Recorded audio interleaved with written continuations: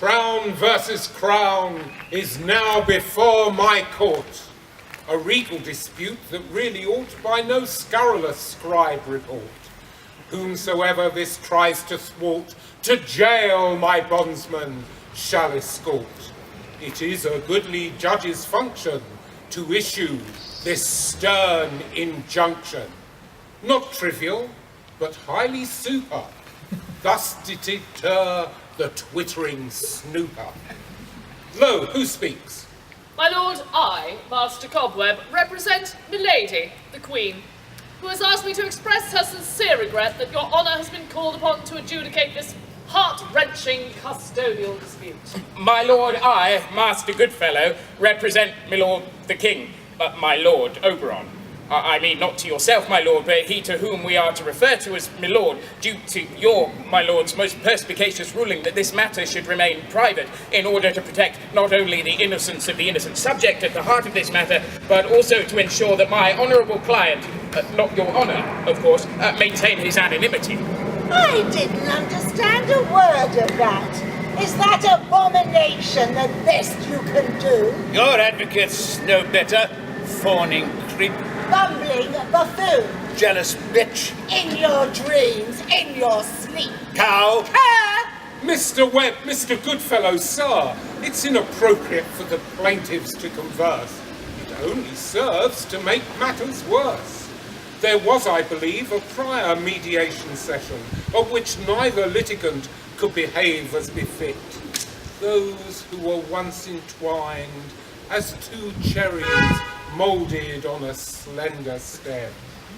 And so, as Azdak considered fair Grusha's suit, will I judge this unseemly battle without recourse to tittle-tattle? The case, your honour, may seem a trifle in a world of mayhem and strife, but this singular child's fate is no mere dispute twixt man and wife. Yet, my lord, the case is simple and clear. The child's mother clearly stipulated he should be cared for by my lady here. It is a fact universally accepted that only a woman with a stable abode can provide... Huh? Stable? Like where beasts of burden reside? Objection! For this crowned lady was seen lain... by trickery most profane. Are we making an ass of the law? Objection! You know the score. The super injunction your lordship granted specifically prohibits any mention of, well, equine stuff. Ooh! Who's getting into quite the huff? This squabbling must cease. The injunction is not to protect either the adults from comments upon their proclivities, but to protect the innocent.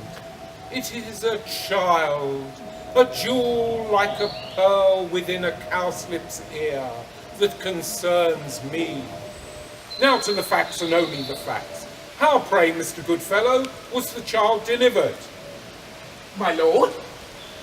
Well, through a dame's cavity, presumers did he spurt. Not without much pain and hurt.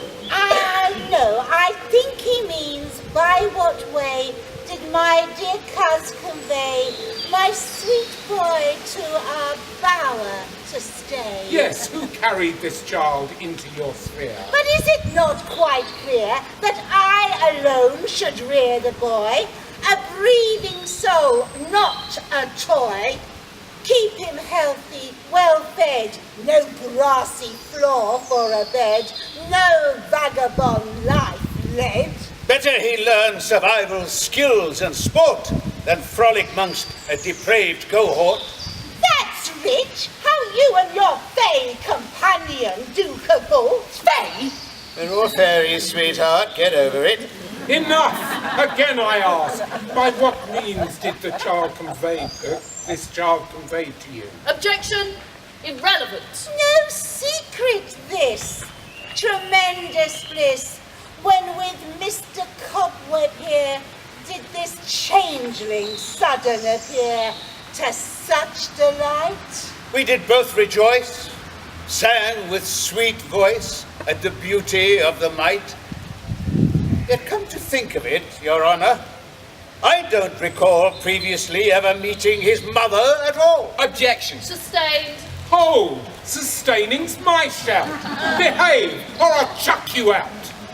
I'm sorry. My heart is throbbing. I can't do this anymore, dear Robin. Without my child die, I'd rather. What, sir? Do you mean you're the father? Avert your eyes whilst I uncover to prove to you that I, the mother. It is I, my queen, your human friend. I did not mean a sticky end.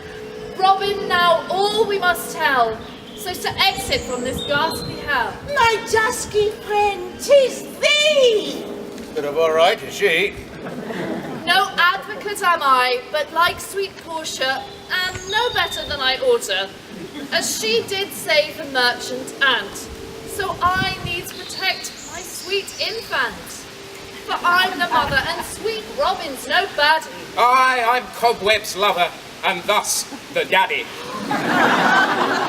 Through the forest, once did I wander. Struck by love aside claps of thunder. The plan was that a prince he'd be, not a bastard living in a tree. Since our royalty has borne no son.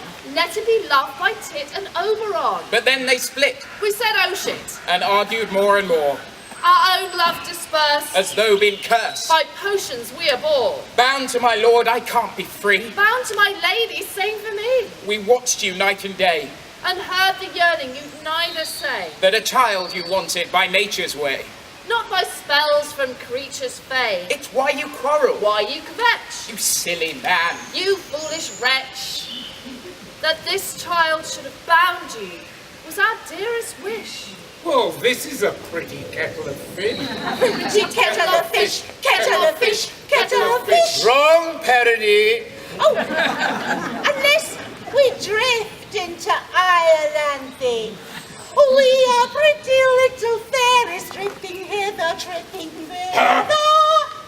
So the child's an orphan not. Poor serfs for parents has he got.